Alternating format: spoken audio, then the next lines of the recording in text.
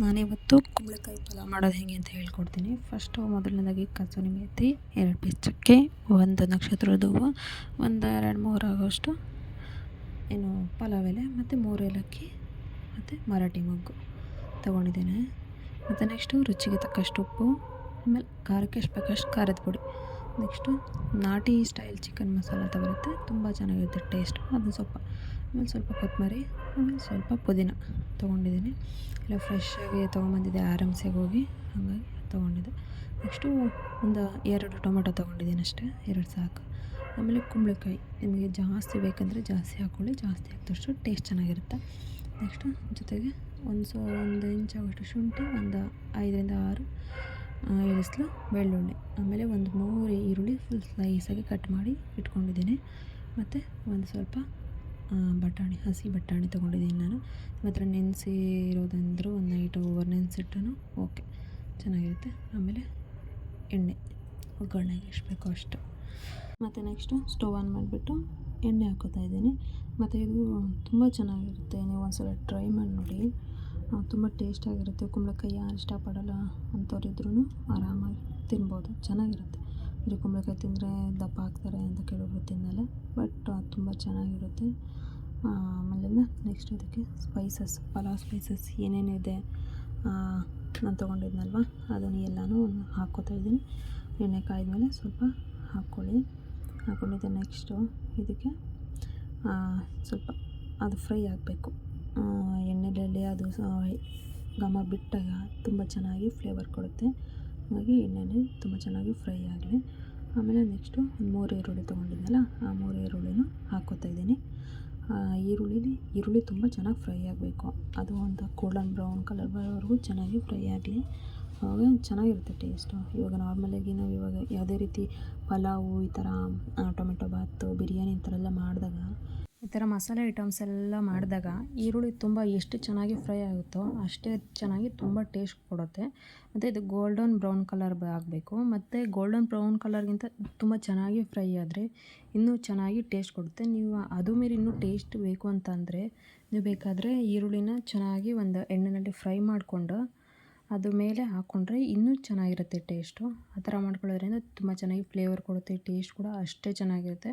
ನಾನು ಕೆಲವೊಂದು ಸಲ ಹಾಗೆ ಮಾಡಿ ಇಟ್ಕೊಂಡಿರ್ತಾಯಿದ್ದೆ ಫ್ರಿಜ್ಜಲ್ಲಿ, ಬಟ್ ಈ ಸಲ ಇಟ್ಕೊಳ್ಳೋಕ್ಕಾಗಿಲ್ಲ. ಸೊ ಈರುಳ್ಳಿ ಚೆನ್ನಾಗಿ ಫ್ರೈ ಆದ ನಂತರ ಈಗ ಒಂದು 2 ಟೊಮೆಟೊ ತೊಗೊಂಡಿದ್ದೀನಿ, ಹುಳಿ ಟೊಮೆಟೊ ತೊಗೊಂಡಿದ್ದೀನಿ.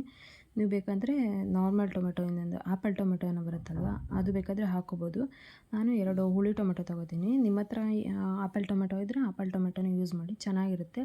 ಬಟ್ ಇದು ಸ್ವಲ್ಪ ಹುಳಿ ಫ್ಲೇವರ್ ಕೊಡುತ್ತೆ. ನೀವು ಹುಳಿ ಇಷ್ಟಪಡೋರು ಇತ್ತಂದರೆ ನೀವು ಈ ಹುಳಿ ಟೊಮೆಟೊನ ಹಾಕ್ಕೋಬೇಕು. ಇವಾಗ ಈರುಳ್ಳಿ ಮತ್ತು ಟೊಮೆಟೊ ಸ್ವಲ್ಪ ಫ್ರೈ ಆಗಲಿಕ್ಕೆ ನಾನು ಒಂದು ಚಿಟಿಕೆ ಆಗೋಷ್ಟು ಉಪ್ಪು ಹಾಕ್ಕೊಂಡಿದ್ದೀನಿ, ಒಂದು ಚಿಟಿಕೆ ಅಷ್ಟೇ. ಮತ್ತು ಟೇಸ್ಟಿಗೆ ಬೇಕಾದಷ್ಟು ಉಪ್ಪು ಆಮೇಲೆ ಹಾಕ್ಕೊಳ್ಳೋಣ. ಬಟ್ ಇವಾಗ ಈರುಳ್ಳಿ ಸ್ವಲ್ಪ ಸಾಫ್ಟ್ ಆಗಬೇಕಲ್ವ, ಈರುಳ್ಳಿ ಮತ್ತು ಆನಿಯನ್ ಸಾಫ್ಟ್ ಆಗೋದಕ್ಕೆ ಸ್ವಲ್ಪ ಒಂದು ಚಿಟಿಕೆ ಆಗೋಷ್ಟು ಉಪ್ಪು ಅಷ್ಟೇ ಸಾಕು. ಮತ್ತು ಈ ಕಡೆ ಇನ್ನೊಂದು ಜಾರ್ ತೊಗೊಂಡಿದ್ದೀನಿ, ಚಿಕ್ಕ ಜಾರ್ ಸಾಕು. ಚಿಕ್ಕ ಜಾರಲ್ಲಿ ಇವಾಗ 1 ಇಂಚ್ ಆಗೋಷ್ಟು ಶುಂಠಿ ಸಾಕು, ಜಾಸ್ತಿ ಏನು ಬೇಡ. 1 ಇಂಚು ಶುಂಠಿ ತೊಗೊಂಡಿದ್ದೀನಿ, ಒಂದು 7-8 ಎಸಳಷ್ಟು ಬೆಳ್ಳುಳ್ಳಿ ಅಷ್ಟೇ ಸಾಕು. ತುಂಬ ಫ್ಲೇವರ್ ತೊಗೊಂಡ್ರೆ ಅದೇ ಬರೀ ಫ್ಲೇವರ್ ಆಗಿಬಿಡುತ್ತೆ ಶುಂಠಿ ಬೆಳ್ಳುಳ್ಳಿದು. ಮತ್ತು ಸ್ವಲ್ಪ ಫ್ರೆಶ್ ಪುದೀನ, ನಾವೇ ಮನೆಯಲ್ಲಿ ಬೆಳೆದಿದ್ದು, ಅಂದರೆ ನಾನು ಒಂದು ತುಳಸಿ ಪಾಟಲ್ಲಿ ಹಾಕ್ಕೊಂಡಿದ್ದೆ ಅಷ್ಟೇ, ಅದು ಸ್ವಲ್ಪ ಪುದೀನ ಹಾಕ್ಕೊಂಡಿದ್ದೀನಿ.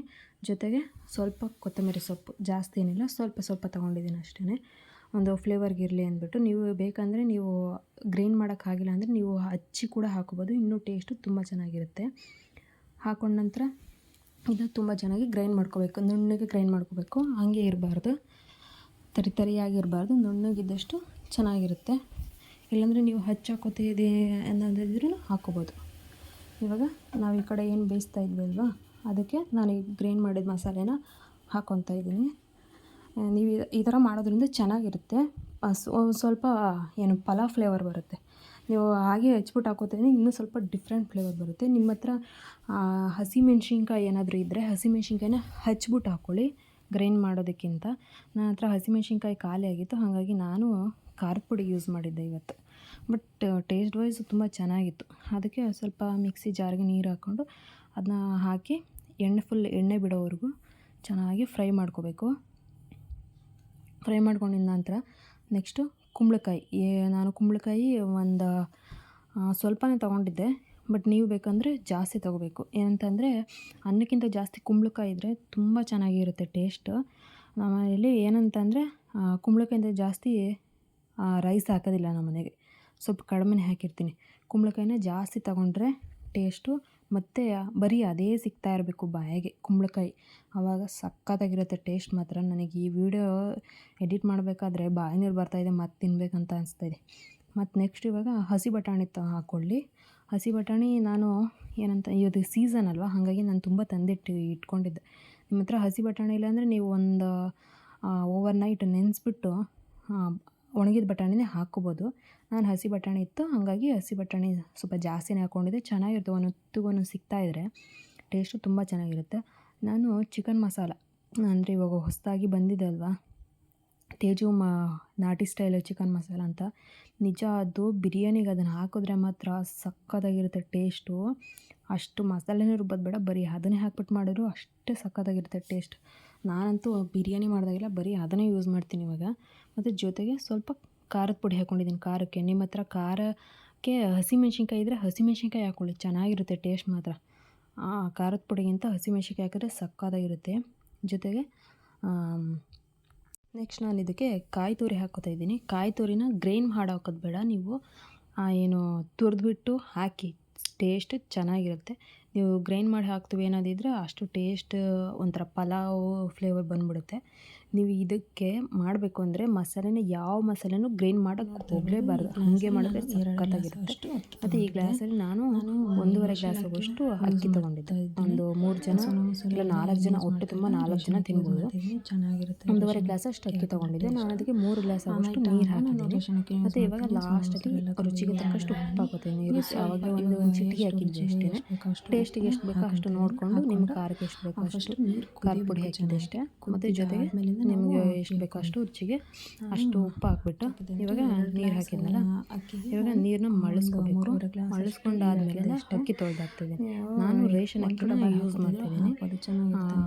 ಏನಕ್ಕೆ ಅಂತ ಅಂದರೆ ನಾನು ಇದಕ್ಕೆ ರೇಷನ್ ಅಕ್ಕಿ ಹಾಕಿದ್ರೆ ಒಂಥರ ಟೇಸ್ಟ್ ಡಿಫ್ರೆಂಟಾಗಿ ಕೊಡುತ್ತೆ, ಅದಕ್ಕೋಸ್ಕರ ನಾವು ರೇಷನ್ ಅಕ್ಕಿನ ಯೂಸ್ ಮಾಡಿದ್ದೀನಿ. ನೀವು ಬೇಕಂದರೆ ನಾರ್ಮಲ್ ರೇಷನ್ ಅಕ್ಕಿ ತಿನ್ನೋಕ್ಕಾಗೋದೇ ಇಲ್ಲ ಅಂತ ಅಂದವರು ಸೋನಾ ಮಸೂರಿ ಅಥವಾ ಬುಲೆಟ್ ರೈಸ್ ಯಾವ್ದಾದ್ರು ಯೂಸ್ ಮಾಡ್ಬೋದು. ಬಟ್ ನಾನಿವತ್ತು ಸೋನಾ ಮಸೂರಿ ಯೂಸ್ ಮಾಡಿದ್ದೀನಿ. ನಮ್ಮ ಅಣ್ಣಂಗೆ ಸೋನಾ ಮಸೂರಿ ಯೂಸ್ ಮಾಡಿಬಿಟ್ಟು ಕುಂಬಳಕಾಯಿ ರೈಸ್ ಮಾಡಿದರೆ ತುಂಬ ಇಷ್ಟಪಟ್ಟು ತಿಂತಾರೆ ಮನೆಯಲ್ಲಿ. ನಮ್ಮ ಅಣ್ಣನೂ ಅಷ್ಟೇ, ನಮ್ಮ ಮನೆಯಲ್ಲಿ ಎಲ್ಲರೂ ಅಷ್ಟೇ. ಹಾಗಾಗಿ ನಾನು ಸೋನಾ ಮಸೂರಿ ರೈಸ್ ಯೂಸ್ ಮಾಡಿದ್ದೆ, ಬರೀ ರೇಷನ್ ಅಕ್ಕಿ ಯೂಸ್ ಮಾಡಿದ್ದೀನಿ. ಚೆನ್ನಾಗಿರುತ್ತೆ ಟೇಸ್ಟು. ನೆಕ್ಸ್ಟ್ ಇದನ್ನು ನೀರು ಮಳ್ಳೋವರೆಗೂ ಬಿಡಬೇಕು. ಮಳ್ಳೋವರೆಗೂ ಬಿಟ್ಟು ಲಿಡ್ ಕ್ಲೋಸ್ ಮಾಡಿ, ನಾನು ನೀರು ಮಳ್ಳೋವರೆಗೂ ಬಿಡೋಷ್ಟು ಟೈಮ್ ಇರಲಿಲ್ಲ, ಹಾಗಾಗಿ ನಾನು ಹಂಗೆ ಲಿಡ್ ಕ್ಲೋಸ್ ಮಾಡಿ 2 ವಿಷಲ್ ಅಷ್ಟೇ ತಗೊಂಡಿದ್ದೆ. ನೋಡಿ ಎಷ್ಟು ಚೆನ್ನಾಗಿ ಬೆಂದಿದೆ ಅಂತ, ಬಟಾಣಿ ಕಾಳೆಲ್ಲ ಮೇಲೆ ಹಂಗೆ ಬಂದಿದೆ. ಮತ್ತು ಎಷ್ಟು ಅದು ತೆಗ್ದಿದ ತಕ್ಷಣ ಎಷ್ಟು ಫ್ಲೇವರ್ ಬರ್ತಾಯಿದೆ ಅಂದರೆ ಘಮ ಘಮ ಅಂತ ಇತ್ತು. ಮತ್ತು ಬಿರಿಯಾನಿ ಅಷ್ಟೇ ಫ್ಲೇವರ್ ತುಂಬ ಚೆನ್ನಾಗಿತ್ತು. ಮತ್ತು ಟೇಸ್ಟ್ ಕೂಡ ಅಷ್ಟೇ. ನೋಡಿ ನಾನು ರೇಷನ್ ಅಕ್ಕಿ ಯೂಸ್ ಮಾಡಿದ್ರು ಕೂಡ ಅಷ್ಟು ಅನ್ನ ಉದ್ರುದ್ರಾಗೆ ಬಂದಿತ್ತು, ನೋಡ್ತಾ ಇರ್ಬೋದು. Thank you so much guys. ಎಲ್ಲರೂ ಇಲ್ಲಿವರೆಗೂ ವಿಡಿಯೋನ ನೋಡಿದ್ದಕ್ಕೆ. ಹೇಗಿತ್ತು ಅಂತ ನೀವು ಮನೇಲಿ ಒಂದ್ಸಲ ಟ್ರೈ ಮಾಡಿ ನೋಡಿ, ಹೇಗಿತ್ತು ಅಂತ ಕಮೆಂಟ್ ಮಾಡಿ.